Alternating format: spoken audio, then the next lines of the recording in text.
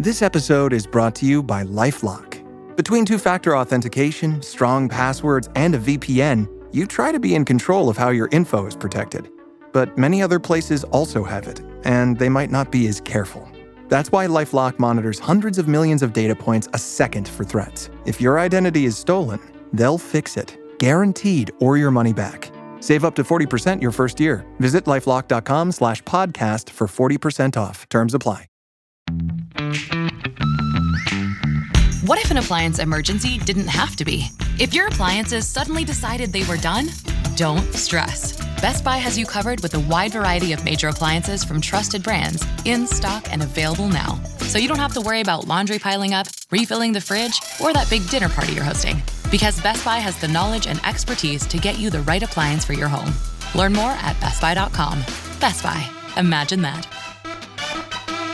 Parents of tweens, if you're familiar with far-off drop-offs... Dad, stop, right here. Or get DMs about what's for dinner, you may be experiencing tween milestones. For your son or daughter, these can start at age 9. HPV vaccination, a type of cancer prevention against certain HPV-related cancers, can start then too. For most, HPV clears on its own. But for those who don't clear the virus, it can cause certain cancers later in life. Embrace this phase. Help protect them in the next. Ask their doctor today about HPV vaccination. Brought to you by Merck. This podcast is brought to you by Carvana. Got a car to sell but no time to waste? Hop on to Carvana.com to get a real offer for your car in seconds. All you have to do is enter your license plate, answer a few quick questions, and if you accept the offer, Carvana will pay you as soon as you hand the keys over. They even offer same-day pickup in many cities. Save your time, score some cash, and sell your car the convenient way to Carvana. Pickup times vary. Fees may apply. Hi, welcome to IKEA. This is my college campus. Correct, but I see you're on IKEA.com ordering some college items. My daughter's room is pretty bare. We need a lamp, some comfy pillows, her favorite stuffy. Dad! With pickup options, we've got what you need to conveniently order IKEA. Literally anywhere. Sweet. More time for gaming. And studying. Wait, where are you going now? Got to show the ultimate Frisbee team how easy it is to order from IKEA. Get IKEA whenever, wherever, however you want. Choose from thousands of pickup locations, affordable delivery options, and more. This episode is brought to you by Indeed.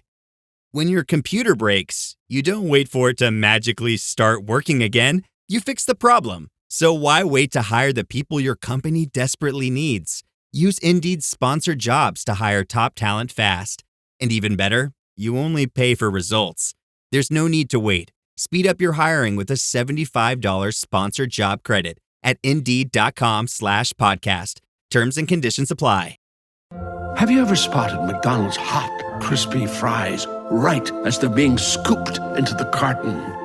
And time just stands still. Ba-da-ba-ba-ba. Welcome to the HCI family of podcasts. We're your source for personal, professional, and organizational growth and development. We share our own original research, explore industry trends, and interview executives and thought leaders from across the globe.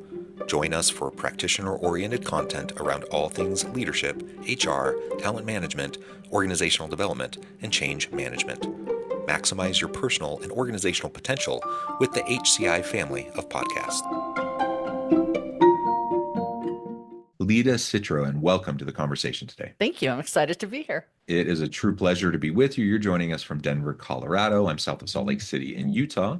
And today we will be talking about your book, The New Rules of Influence: How to Authentically Build Trust, Drive Change, and Make an Impact. I love everything about that. I think influence, of course, is so essential in this world, in all aspects of our lives, certainly within the workplace, within leadership roles that we may have. And this idea of trust, if we're going to drive change, if we're going to make an impact in any role that we have, whether at home, in the workplace, in our communities, in society, if we're going to do that, it's all built on trust. Trust drives change. Trust drives impact. It's what relationships are built upon, and relationships are what drive those things, right? Relationships are what drive influence. And so I'm super excited to unpack this and have this conversation with you today. As we get started, I wanted to share Lida's bio with everybody. Lida Citroën is the author of The New Rules of Influence and is an award-winning branding and reputation management expert who designs and enhances the identities of executives, entrepreneurs, and thought leaders globally. As CEO and founder of Lida 360, Citroën is sought after for her knowledge of personal brand development, reputation management, leadership communication, and online positioning. Lida, anything else you would like to highlight by way of your background or personal context before we dive on in? I think what makes me a little different in this field is I spent 20 years in corporate branding. So the fundamentals of how we position and brand a company or a service or a product are what I bring into the personal branding space. So having that background, I think, is a little bit interesting. I'm also a LinkedIn learning instructor.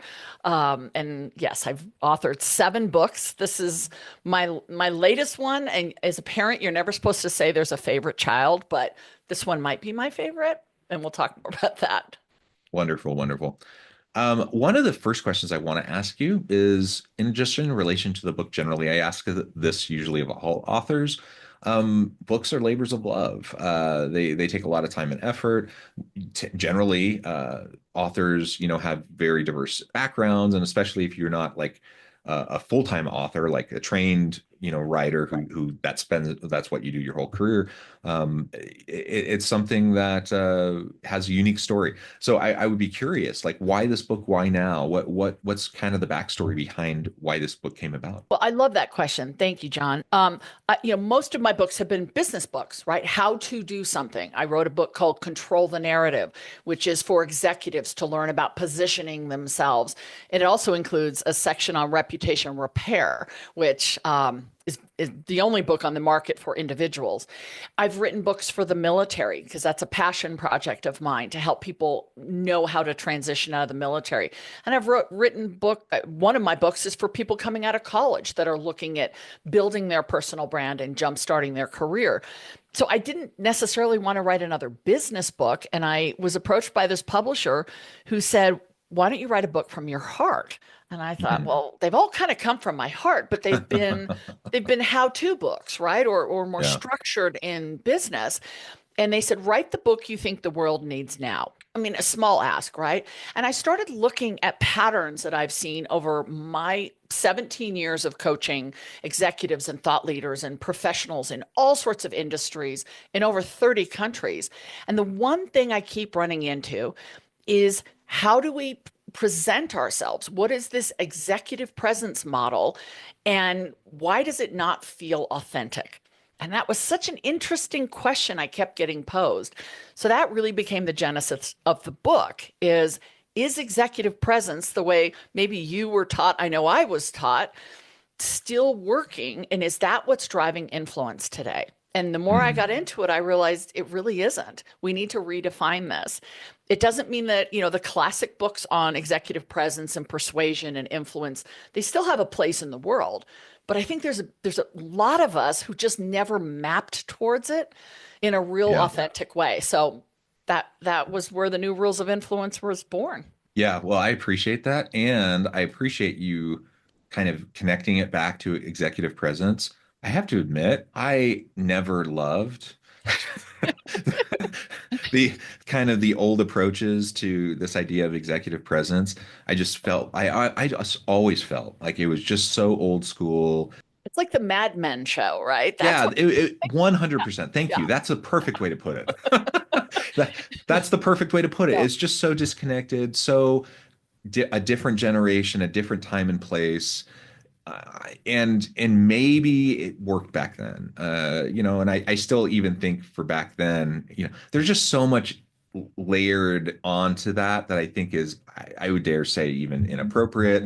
Like there's stuff that I just think is problematic and stereotypes and all sorts of things that I just think we need to get away from. And in this day and age, in this environment, in the modern world of work, I just don't think it holds up at all, really. And yet people still call to it, and people still point to it all the time as being like this beacon of like what people should be doing.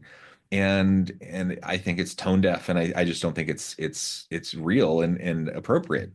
And so every time I hear someone point to it, I just cringe, and I find it frustrating. So I appreciate you challenging it, and I appreciate you providing something that is more up to date and useful for this time and place. Well, and if you think about the pillars of executive presence, right? And I've taught executive presence. I feel a little embarrassed saying that. I've taught these pillars. You have to look a certain way, you have to sound a certain way, and you have to have gravitas. Mm-hmm. And gravitas was always the one that tripped me up because, the research shows that HR leaders, executive leaders point to gravitas as an important ingredient in presence and influence and leadership. Yet, when asked to define it or teach it, we can't do that. So I'm like, well, that's not fair. We're saying you have to have this thing, but you'll know it when you see it, and we can't tell you how to get it. Right. And we have all these voices who don't fit the model, don't look like the poster child. So my question was, what are the rest of us going to do? I was brought up in a culture here in the corporate world in the US that you look a certain way, you sound, and then when it's your turn, you'll get tapped on the shoulder and you'll be able to speak, right? That's when you can have your influence. It's that old model of positional power, positional authority. I see this a lot coming out of the military, right? The rank and status. If you're not at the big kids table, then you're supposed to sit in the back and be quiet until it's your turn. And there's a place for that. I'm not shooting decorum and professionalism down. But what if the person in the back of the room who may not have a job title that starts with a C has something really interesting to say that changes the game? Like we have to start asking that. And we also see at the same time this confusion of executive leaders who are trying to find their voice and their heart's in the right place, but they're not the right person to speak on that topic. And so that's getting tripped up. And then you get into the whole, cancel culture thing. It all kind of comes together. We all want to be heard. We all want to know we matter, but how we get there has changed. Yeah, absolutely. And we're shooting ourselves in the foot if we're creating an environment where only a certain set of people are allowed to speak because of their position. Right. That's like insanity. I think so. I think so, because if you're trying to start a new initiative for an organization, and human capital is humans, right? You're trying to start an initiative. You're going to do the research. You're going to get the data. But are you asking the people who live in the community that initiative will be impacted by, right? Are you really getting in there? And then are you listening without judgment, or are you listening to confirm your own biases?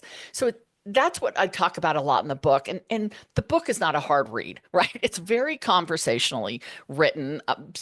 People who know me said they didn't know I could be funny. And there's funny parts in the book. And I'm like, I thought I was always funny. But it's not an academic heavy lift, because this doesn't have to be. This is just, gritty, practical ways to start speaking up a little bit. So as we dive in further, I'd love to pick your brain on some of those elements that you think are just essential, like these pillars of starting to build trust.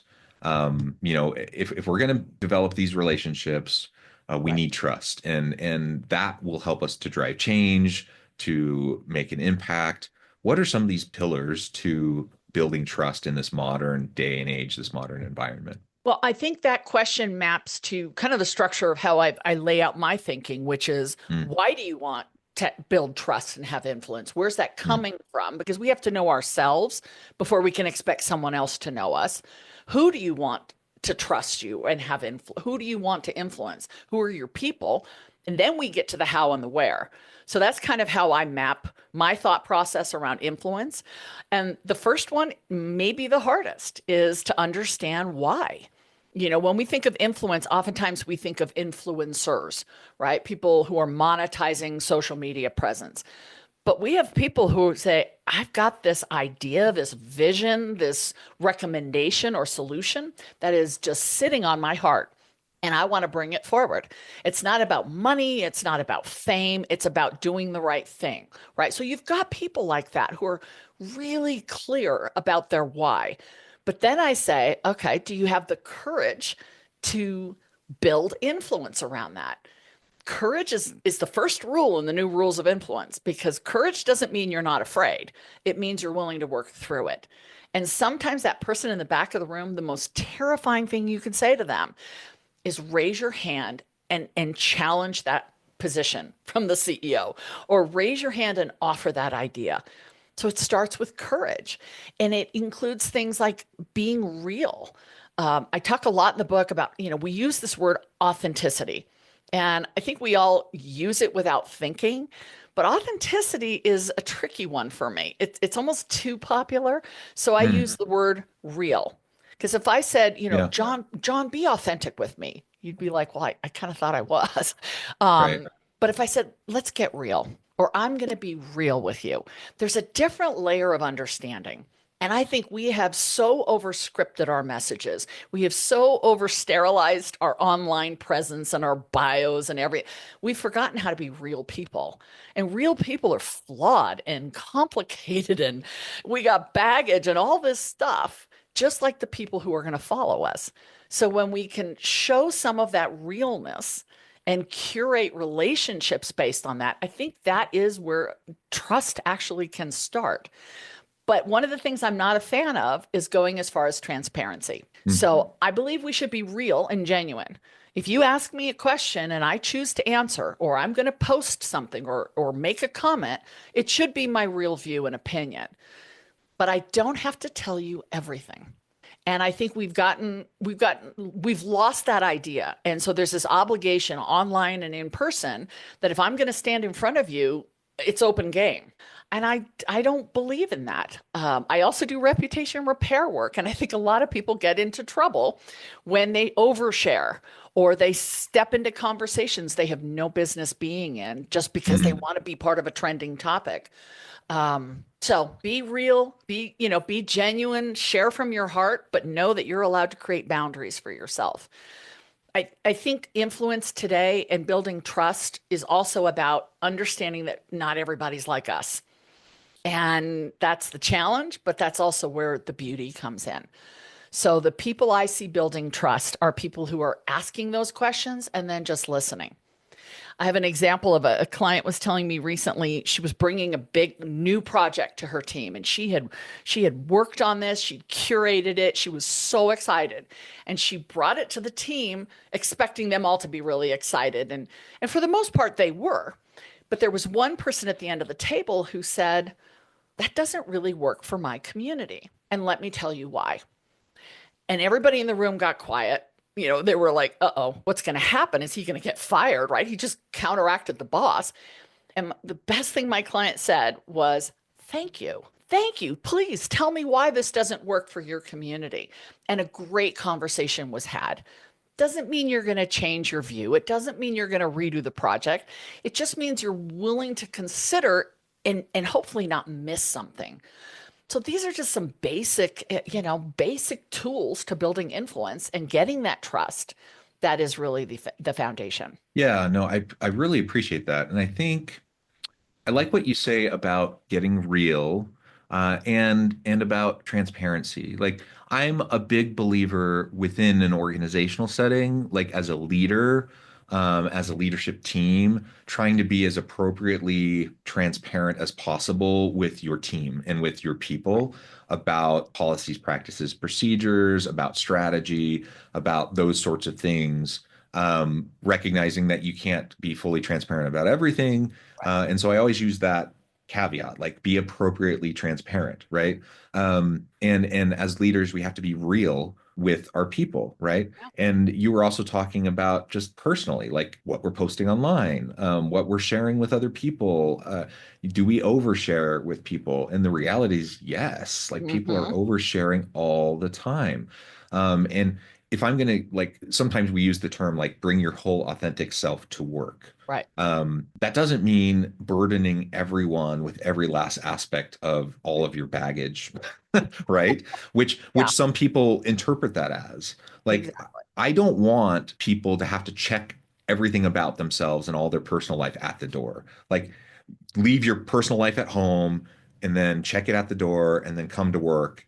We're not like the show Severance where you have to like completely separate different aspects of your life. That's ridiculous, right? But you also don't come to work and like overshare and dump all of your stuff on everyone at work. That's ridiculous too. So there has to be appropriate boundaries. There has to be like decorum. There has to be like, there has to be a balance. And you can be real with each other, be genuine. You can recognize that, yes, we all have our stuff. Yes, we all have messiness in our lives. But you don't have to overshare. Nobody has the bandwidth to take on and like be the therapist for everyone in their office and to have to take on all the stuff for everyone around them when they have their own stuff, right? But we can also have empathy for each other, and we can also like be there as like some level of support for each other without having to overshare, right? Absolutely. And what I would advise is think about that ahead of time. So, I have guardrails around 3 topics, for instance, I typically don't go into. I don't talk about politics. Does not mean I don't have political views, but it's not part of my brand. I don't work with politicians. It's not my world. So I can keep that off to the side. I don't talk about alcohol and drugs. It's not part of the work that I do. And I have clients that are in recovery. So out of sensitivity to them, and because it really isn't relevant, you don't see me photographed with alcohol. I don't talk or comment on posts or join conversations around that.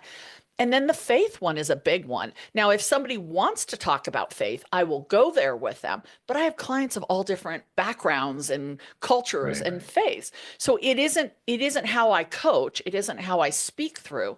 So I can keep these boundaries in place. And it actually makes it easier to share and be real because I know where the line is for me.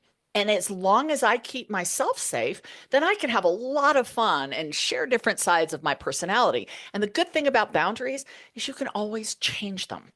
Yeah. You have the right. I might decide one day that I want to talk about my favorite brand of Sauvignon Blanc, whatever. I'm allowed to do that as a human being, but it's hard to do that in the moment. So thinking about it ahead of time. Some of my clients don't want to talk about the fact they have young children.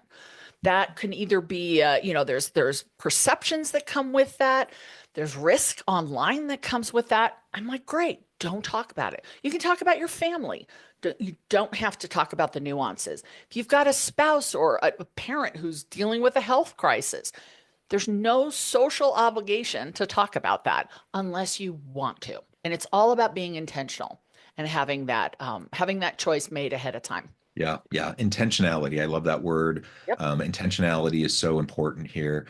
And you also mentioned the boundaries can shift, they can change. And the reality is, as you develop trust with those around you, they probably will change, right? If I have a trusting relationship, mutual accountability and trust with people around me, and different levels of trust with people around me, I probably will share differently with those people, as I have different levels of trust, and that is normal, that is appropriate, and that's natural. Like I think we all tend to do that, right?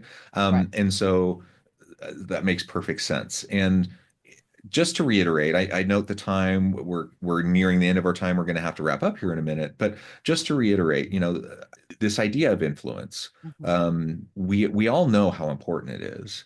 I think many of us who aren't like naturally like super extroverted, outgoing, maybe you have this picture in your mind, like you said, you mentioned Mad Men, or you have this picture in your mind of like this commanding presence, charismatic, like that executive presence. You may think, oh, I'm not that type of person to wield influence, or I'm not all about like power and influence, or like the what's the Netflix show, the House of Cards, like political influence. Like you don't see yourself as like someone wielding that kind. Like it doesn't need to be like that, right? Like you can have influence without position, power. You can wield influence through just being yourself, through building trust in relationships, and being who you are, being real. And in fact, that is a very powerful form of influence.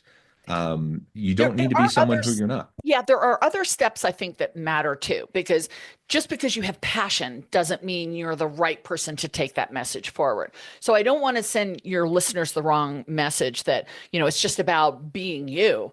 Because Sure. there are protocols, there are processes, there are systems that we still have to work within, but they're not as complicated as I think sometimes we tell ourselves. And you mentioned the extrovert thing. The introverts have superpowers, absolute superpowers when it comes to influence. And I have so many examples of clients I've worked with who are not the most charismatic. I mean, they would say they have no gravitas, right? But boy, when they speak, it is so well put together and so thoughtful that the whole room comes to a stop. So it's not an extrovert introvert thing. It is very much about being consistent. It's very much about being real and truthful about who you are, but also knowing there's a right place and a right time to assert your influence. And thinking that ahead of time does make a difference. So I just wanted to jump in. Sorry to cut you off. No, absolutely, absolutely. Well, Lida, this has just been a great conversation. Again, I know at the time I'm going to need to let you go here in a minute, but before we wrap things up, I wanted to give you a chance to share with the audience how they can connect with you, find out more about your work, where they can find your book, and then give us the final word on the topic for today. Sure. My website is lida360.com. The book, and we have a fabulous page about the book on Amazon, but it's being sold wherever books are sold. It's internationally doing really well. There's an audiobook, a Kindle, whatever format you'd like. And I'm pretty active on social media, so you can pretty much find me on all social media. The reason this book matters so much to me and this topic and what I'm starting to hear is there are a lot of people who have asked themselves that question. What if I'm meant to do more? What if I have something to say that changes everything, right? In my community, in my region, in my county, in my company. And those are the people that are starting to come forward. And it's a little bit of a slow burn, but when I get messages like that, I mean, my heart is just so happy because that's the person who I think we need to hear from. And the people who are leading those people need to know they're somewhere in the room. We have to find them. Yeah. Wonderful. Lida, thank you so much. It's been a pleasure. I encourage the audience to reach out, to get connected, find out more about what Lida can do for you. And as always, I hope everyone can stay healthy and safe, that you can find meaning and purpose at work each and every day. And I hope you all have a great week.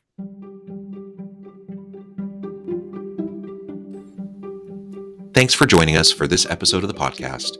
We hope you stay healthy and safe, and please join us again soon.